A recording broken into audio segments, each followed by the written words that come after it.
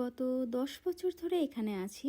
আর একটা জিনিস কিন্তু বুঝেছি যে এখানে ধনী গরিব ইমিগ্রেন্ট নেটিভ যাই হোক না কেন, প্রায় সবার কাছে এই তিনটে বেসিক জিনিস কিন্তু থাকেই থাকে।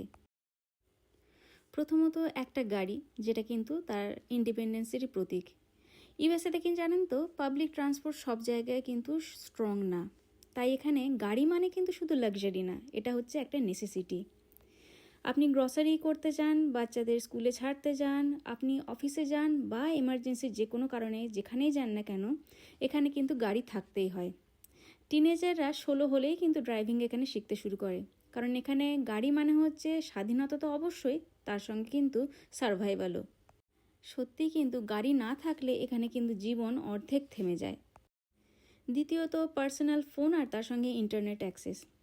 এখানে প্রায় প্রত্যেকে নিজের ফোন থাকে, এমনকি মিডল স্কুল থেকে বাচ্চাদেরও, কারণ সব কিছুই তো এখানে digital. School portal, doctor appointment, banking, government forms, যে কোনো কিছু ফিল আপ করা সবই কিন্তু এখানে অনলাইন। ইন্টারনেট তাই এখানে বিলাসিতে না, এখানে একটা অন্যান্য দেশের মতন এটাও একটা কিন্তু বেসিক ইউটিলিটি। ওয়াইফাই ছাড়া প্র্যাকটিক্যালি কিন্তু কোনো কিছুই এখানে চলে না। তাই ফোন এখানে কিন্তু শুধু এন্টারটেনমেন্ট নয়, এটা কিন্তু একটা লাইফ ম্যানেজমেন্ট টুলও। আর তৃতীয়ত যেটা বলতে হয় সেটা হচ্ছে ব্যাঙ্ক অ্যাকাউন্ট আর তার সঙ্গে ক্রেডিট হিস্ট্রি।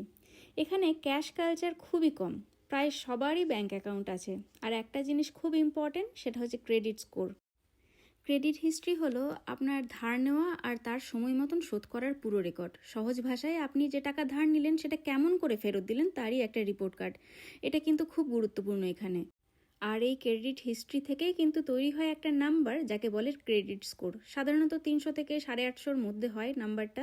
যদি কারো 750 প্লাস থাকে সেটা তো খুবই ভালো ক্রেডিট স্কোর, 650 থেকে 750-র মধ্যে থাকলেও ঠিকঠাক।